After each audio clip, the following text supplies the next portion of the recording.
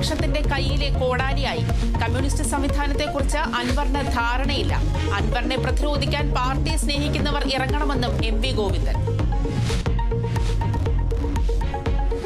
PV അൻവറിന്റെ എല്ലാ ആരോപണങ്ങളും തള്ളുന്നുവെന്ന് മുഖ്യമന്ത്രി. LDFന്റെ ശത്രുക്കൾ ഉന്നയിച്ച ആരോപണങ്ങൾ അൻവർ ഏറ്റെടുത്തിരിക്കുകയാണ്. വിശദമായി പിന്നീട് പ്രതികരിക്കുമെന്നും പിണറായി വിജയൻ.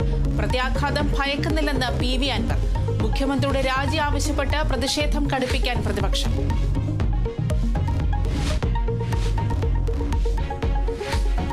തൃശൂരിലെ ATM കവർച്ചാ സംഘത്തിലെ ഒരാൾ പോലീസുമായുള്ള ഏറ്റുമുട്ടലിൽ കൊല്ലപ്പെട്ടു. തമിഴ്നാട് പോലീസുമായി ഏറ്റുമുട്ടിയത് നാമക്കലിൽ.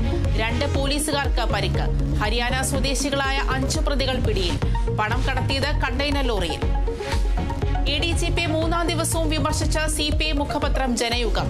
പൂരദിവസം റവന്യൂ മന്ത്രിക്ക് സ്ഥലത്തെത്താൻ കഴിയാത്ത വിധം വഴിമുടക്കിയെന്ന ലേഖനത്തിൽ കുറ്റപ്പെടുത്തൽ. സുരേഷ് ഗോപിക്ക് ആംബുലൻസിൽ പൂരപ്പറമ്പിലെത്താൻ അവസരമുണ്ടാക്കി. ഗൂഢാലോചനയുടെ മറനീക്കുന്ന അന്വേഷണം അനിവാര്യമാണെന്നും ജനയുഗം.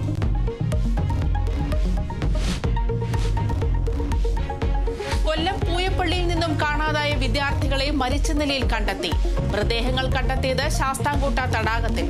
മരിച്ചത് ദേവാനന്ദ, ഷെബിൻ ഷാ എന്നിവർ. ശിരൂർ മണ്ണിടിച്ചിൽ മരിച്ച അർജുന്റെ DNA ഫലം പോസിറ്റീവ്. മൃതദേഹം ഇന്ന് ബന്ധുക്കൾക്ക് കൈമാറും. നാളെ രാവിലെ കണ്ണാടിക്കല്ലെ വീട്ടിലേക്ക് എത്തിക്കാനാകുമെന്ന് പ്രതീക്ഷ.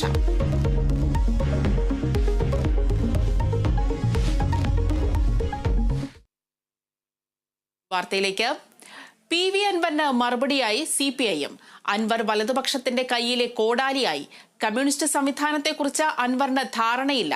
അൻവറിനെ പ്രതിരോധിക്കാൻ പാർട്ടിയെ സ്നേഹിക്കുന്നവർ